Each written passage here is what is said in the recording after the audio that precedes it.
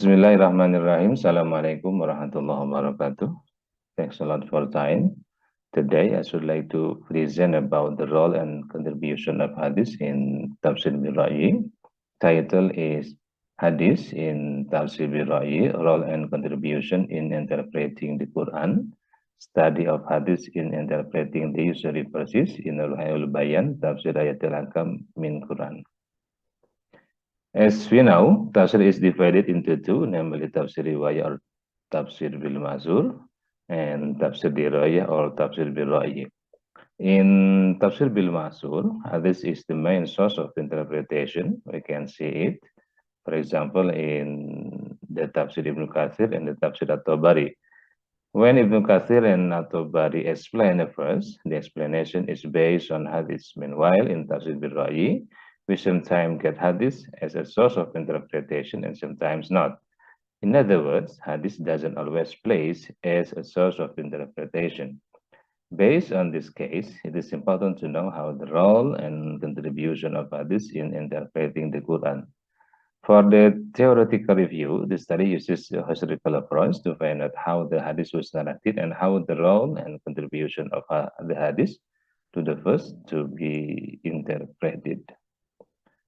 The method, data type of the study is hadith used in the Ruhayul Bayan, Tafsir Ayatul Hakam min al-Quran. Source of data is from Ruhayul Bayan, Tafsir Ayatul Hakam min al-Quran. Data is analyzed to map which hadiths are directly related and which are not.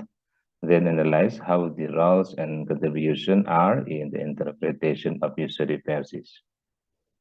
Result and discussion, hadith in Tafsir bil-Ra'yi in the usury verses in Ruhayul Bayan, Tafsir Ayatul Hakam min al-Quran can be divided into three.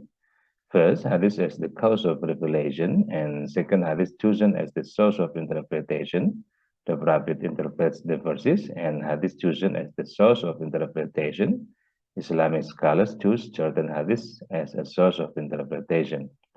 And the second, role and contribution of hadith in interpreting the usury verses in Ruhayul Bayan, Tafsir Ayatul Hakam min al-Quran. For the conclusion, hadith has a role and contributes when it is placed as a source of interpretation. Hadith will provide an overview of how the Quran was interpreted and the time of its revelation. In the case of usury, the position of hadith is divided into two. First, detailing the global meaning, mujmal. Second, establishing laws that haven't been detailed in the Quran, or we can say bayan tashri'.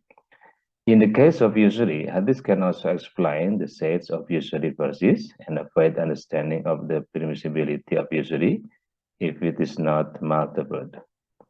Thank you for presentation. Assalamualaikum warahmatullahi wabarakatuh.